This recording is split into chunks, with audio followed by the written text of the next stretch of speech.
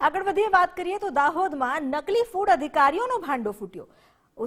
ઉસરામણમાં આવેલી ઓઇલ ફેક્ટરીમાં રેડ કરવા આવ્યા હતા આ નકલી અધિકારીઓ, જેમનો પર્દાફાશ થયો।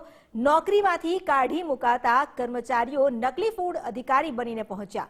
નકલી ઘી બનાવો છો તેમ કહી આરોપીઓએ રેડ કરી મધ્યપ્રદેશના ઇન્દોરથી નકલી ફૂડ અધિકારી બનીને આવ્યા હતા। માઉઝર પિસ્તોલ સહિત 4 કારતૂસ સહિત 56,000થી વધુનો મુદ્દામાલ તેમની પાસેથી જપ્ત કરવામાં આવ્યો। વધુ જાણકારી લઈએ સંવાદદાતા સબીર ભાભોર પાસેથી। આજે નકલી અધિકારીઓ ઝડપાયા છે, શું વધુ અપડેટ સામે આવ્યા છે?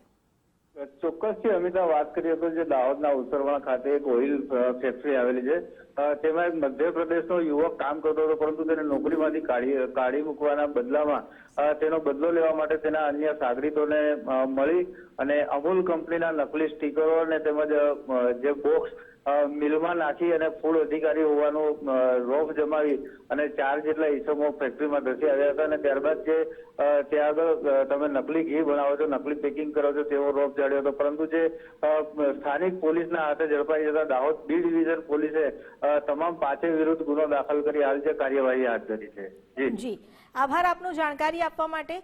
તો હાલ તો પોલીસે કાર્યવાહી હાથ ધરી છે। આ જે યુવક જેને બહાર કાઢી મૂકવામાં આવ્યો હતો મધ્યપ્રદેશથી, પોતે નકલી ઇન્સ્પેક્ટર બનીને આવ્યો હતો, જો કે તેનો ભાંડો ફોડ્યો સ્થાનિક પોલીસે અને તેને દબોચી લીધો।